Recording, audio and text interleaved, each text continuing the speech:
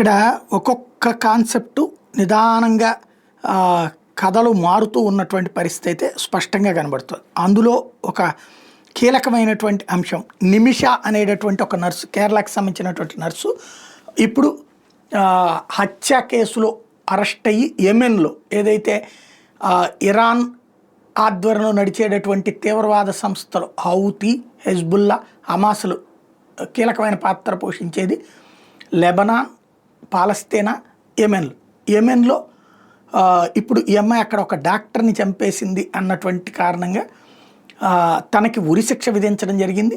త్వరలో ఉరిశిక్ష వేయబోతున్నారు.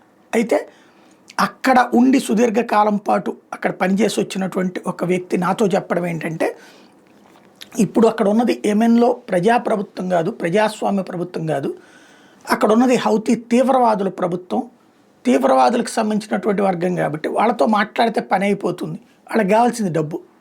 ఇప్పుడు రాష్ట్ర ప్రభుత్వం డబ్బులు పెట్టుకోవాలా, కేంద్ర ప్రభుత్వం డబ్బులు పెట్టుకోవాలా, ఇంకోటి అమ్మాయి గురించి భారత ప్రభుత్వం సీరియస్ ఎఫర్ట్ పెడుతోందని తెలిస్తే ఎక్కువ బార్గెయిన్ చేస్తారు. లైక్ ఇజ్రాయెల్ వాళ్ళ దగ్గర ఒక్కొక్క మనిషికి ఎంత అని చెప్పి అమెరికా వాళ్ళ మనుషుల్ని కిడ్నాప్ చేసి వాళ్ళ దగ్గర బోల్డంతా గుంజారు వీళ్ళు ఇంతకుముందు.